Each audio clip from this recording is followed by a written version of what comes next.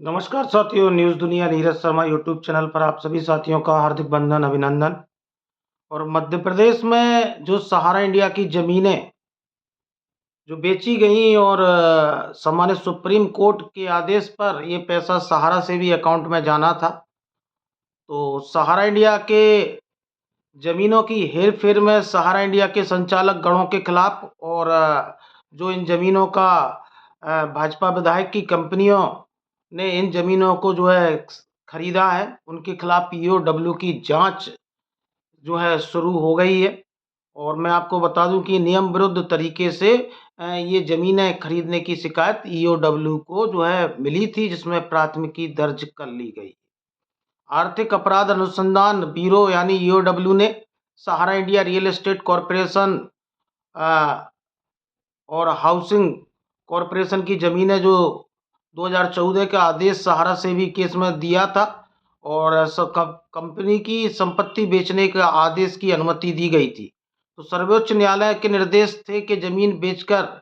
ये पैसा सहारा सेबी केस में जो है अकाउंट में जमा करवाना था और जिससे निवेशकों को पैसा ये वापस हो पाए। तो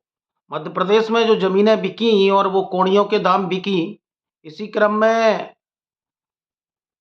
भोपाल में मक्सी स्थित जो है 110 एकड़ ज़मीन 48 करोड़ में messrs Sinap real estate private limited को जो है बेची गई। जबलपुर में 100 एकड़ ज़मीन 20 करोड़ रुपए में Messrs Naysa Dev build private limited और कटनी में 100 एकड़ ज़मीन 20 करोड़ में Naysa Dev build private limited को बेची गई। इसी तरह सहारा इंडिया ने 310 एकड़ ज़मीन को 90 करोड़ में बेच दिया गया और केवल भोपाल के मक्सी स्थित 110 एकड़ ज़मीन 2014 में सर्वोच्च न्यायालय के समक्ष 125 करोड़ रुपए उसकी कीमत आंकी गई थी। इतना ही नहीं, सहारा कंपनी और संजय पाठक की कंपनियों के संचालकों ने नियम के अवहेलना करते हुए भोपाल स्थित भूमि को बेचने से प्राप्त राशि सेबी अकाउंट में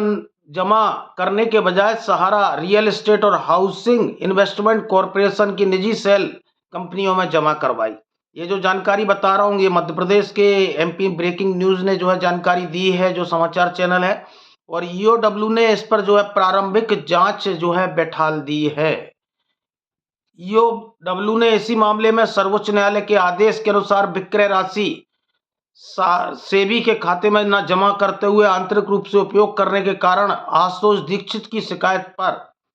Messrs Sanap real estate private limited Jabalpur, Naysa Dev build private limited, Sahara India real estate corporation, Sahara housing investment समूह के अधिकारी कर्मचारी, सहारा ग्रुप की बिक्री हेतु अधिकृत की गई विभिन्न कंपनियों से संबंधित राजस्व अधिकारीगण के विरुद्ध ईओडब्ल्यू में प्रारंभिक जांच मध्य प्रदेश में जो है बैठाल दी गई। तो जो सहारा इंडिया दम भरती थी कि हम देश की सबसे राष्ट्रभक्त कंपनी है और सुप्रीम कोर्ट का सम्मान करते हैं, तो आज जो सम्मानित सुप्रीम कोर्ट ने सहारा सेबी केस में आदेश दिया था कि ये पैसा जो 24,000 करोड़ रुपए सहारा को हाउसिंग और रियल एस्टेट से दो कंपनियों से निवेशकों से उठाए गए थे, तो 10,000 का अभी ये जो 15,700 करोड़ रुपए जमा कर पाए हैं मूलधन और लगभग 10,000 करोड़ रुपए और शेष जमा करना है। और इसी के क्रम में 3, 4 और 5 सितंबर को सुप्रीम कोर्ट ने 10,000 करोड़ को आदेश जमा कराने का आदेश दिया था, जिसमें 1,000 करोड़ ओबेरॉय रियल्टी ने जमा किए हैं, जिसकी आगे की तारीख 5 फरवरी है। लेकिन आज जो सुप्रीम कोर्ट ने आदेश दिया है, उस आदेश का पालन न करते हुए ज़मीनें देश भर में बार-बार हमने हमारे वीडियो के माध्यम से बताया कि कौड़ियों के दाम बिकी हैं और ज़मीनों का पैसा कहाँ गया है, कैसे बंदरबांट हुआ है, ये भी एक प्रश्न चिन्ह खड़ा होता है। चाहे वो पटना की ज़मीन हो, चाहे देश के अलग-अलग हिस्सों की ज़मीनें हों, मध्य प्रदेश में कई ऐसी ज़मीनें हैं सहारा की जो बिकी हैं और वो पैसा कहाँ गया है, आज बताने की ज़रूरत है। और सम्मानित सुप्रीम कोर्ट के आदेशों का घोर उल्लंघन हुआ है। तो सहारा के संचालकों और